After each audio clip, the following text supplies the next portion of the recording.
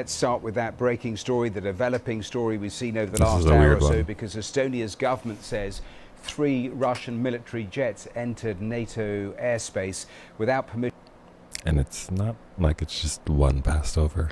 It's all 3.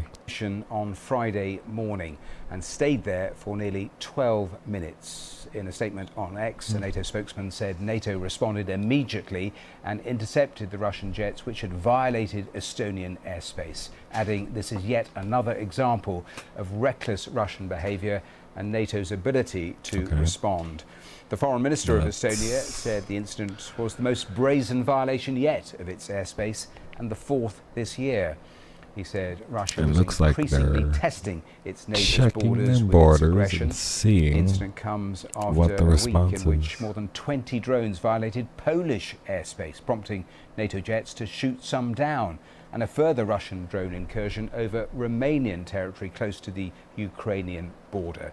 So let's get immediate reaction from Vitaly Shevchenko, BBC Monitoring's Russia editor and host of Ukraine Cast. And Vitaly, tell us more, because this doesn't appear again to be some sort of mistake. It is there in Estonian airspace for a considerable amount of time, isn't it? Of course, there will be people who will be asking the question of, could this be an honest mistake? But I would argue that this would be giving Russia too much benefit of the doubt, following a clear pattern that has been emerging over the past weeks. Last week, 10 days ago, at least 19 Russian drones violated Polish airspace. Then another drone entered Romania's airspace. So now we have these 3 Russian MiG-31 jets over Estonia.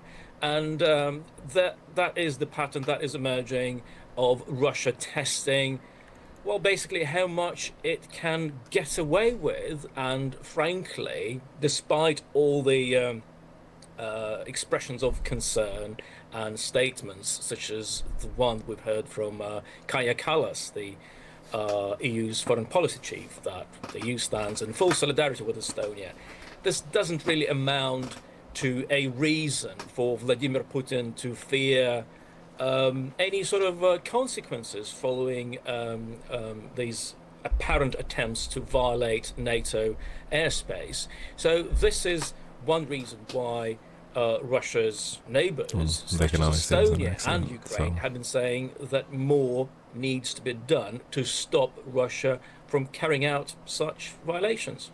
And that is repeated by Ursula von der Leyen from the EU, saying that every provocation has to be responded to with determination while investing in stronger operations in our eastern flank. What does she mean by that?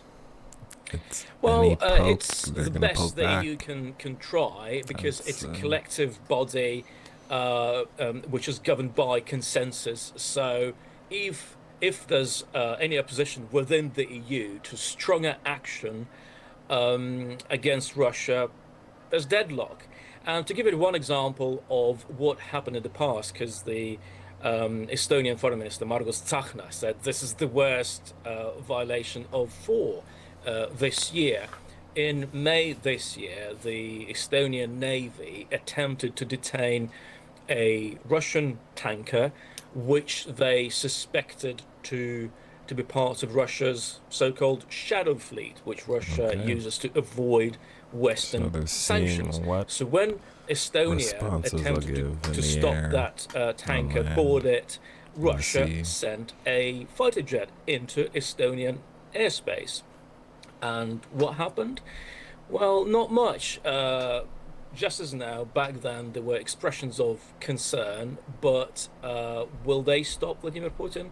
As we can see, well, they haven't, and they probably will not.